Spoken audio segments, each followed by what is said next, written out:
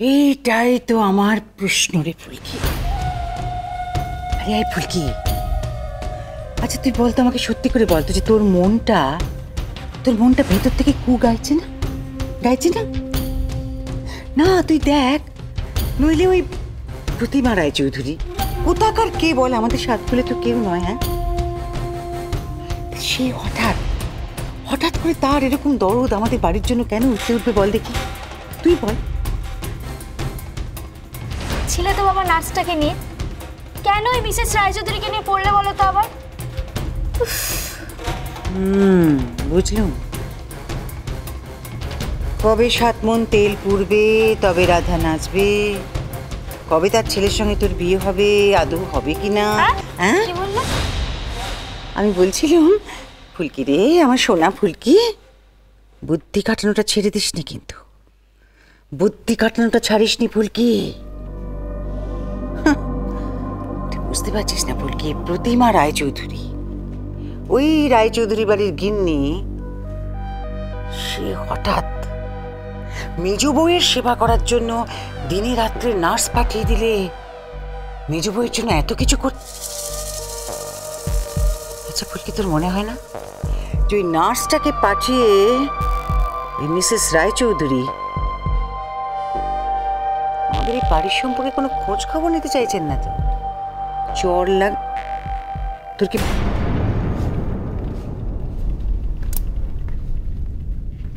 ফুলকি? আরে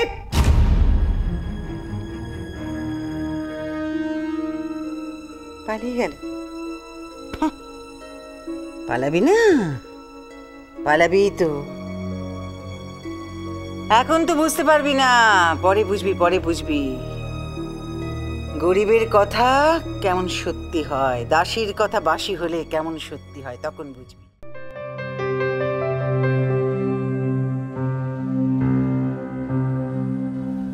এবার আমি আপনার খাওয়ার ব্যবস্থা করি। এখন এত তাড়াতাড়ি খাবো? বারে, আপনি ভুলে যাচ্ছেন, আপনি এখন অসুস্থ। আপনার কি আর সবাইকে খাইয়ে তারপর নিজে খেলে চলবে? তুমি কি করে জানলে যে আমি সবাইকে খাইয়ে তারপর খেতে বসতাম? না মানে আমি যখন ছোট ছিলাম তখন মাকে দেখতাম, মা সবাইকে খাইয়ে তারপর একা একা নিজে খেত।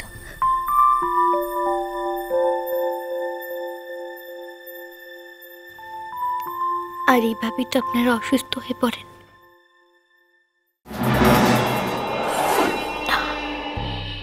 মাসি এখনো জেগে আছে, এখনই কি ওই নার্সটার সাথে কোনো মতেই কথা বলা যাবে না।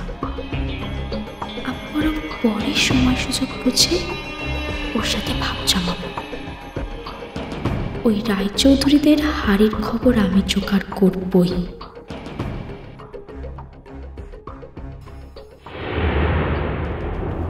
তুমি তোমার মাকে খুব ভালোবাসো, তাই না?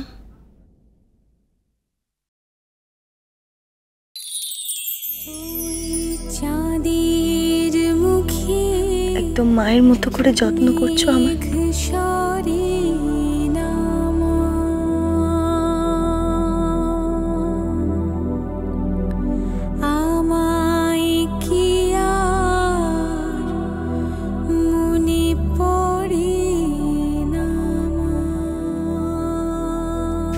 প্রতিমা? হ্যাঁ,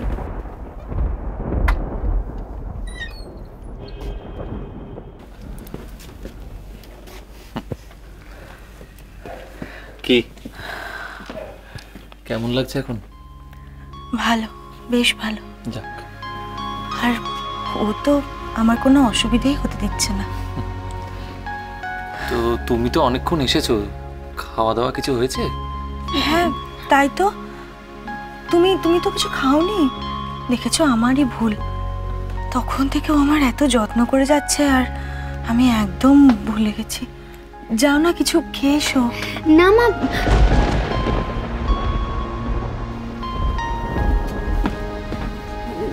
না ম্যাডাম, ঠিক আছে, আমার খিদে পাইনি। না না, তুমি যাও না, যাও, খাওয়া দাওয়া করো, একটু রেস্ট নাও। এই তো আমি তো আছি প্রতিমার কাছে, যাও তুমি।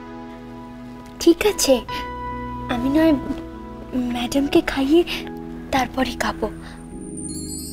আর তাছাড়া রেস্ট নেওয়ার কি আছে, আমি তো এখানে ম্যাডামের সেবা করতে এসেছি।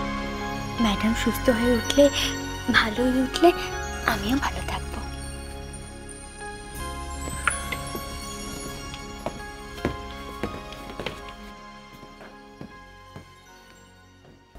বড় ভালো মেয়ে না গো। জানো তো, আমার আমার একটা কথা বারবার মনে হচ্ছে, কেন জানি না।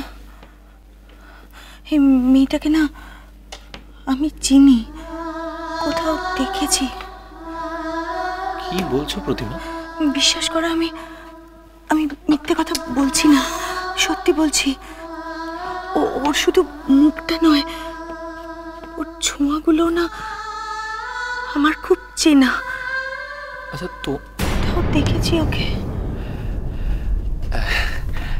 এই তো দেখো, তোমার খাবার নিয়ে এসে গেছে, এসো এসো।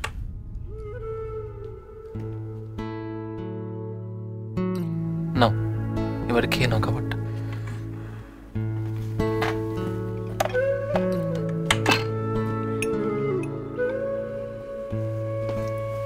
আচ্ছা শোনো, এই যে আমরা তোমাকে সারাক্ষণ নার্স, এই মেয়ে এইসব বলে ডাকছি, তোমার নাম কি?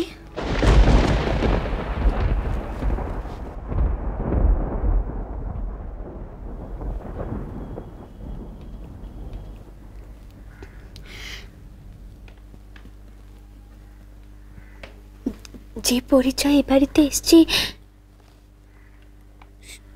সে পরিচয়টি থাক না।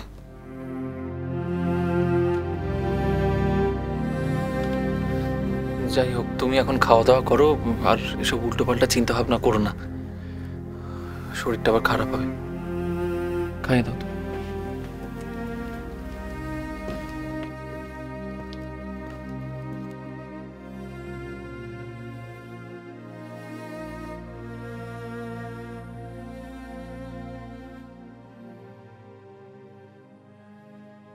উল্টো পাল্টা না গো, ভেতর থেকে মনে হচ্ছে আমার কোথায় যেন দেখেছি ওকে।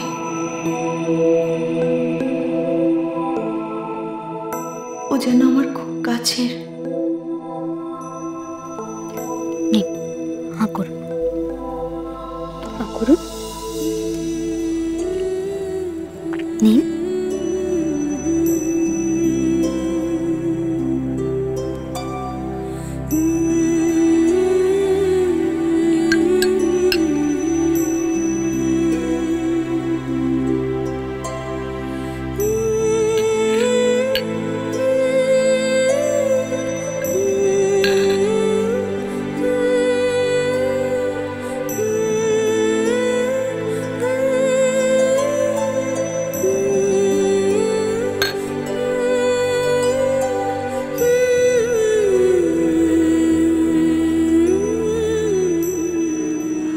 বলছিলাম, ওই রান্নাঘরে কাউকে একটু গিয়ে বলবে আমার জন্য ঝাল ঝাল কিছু একটা বানিয়ে দিতে।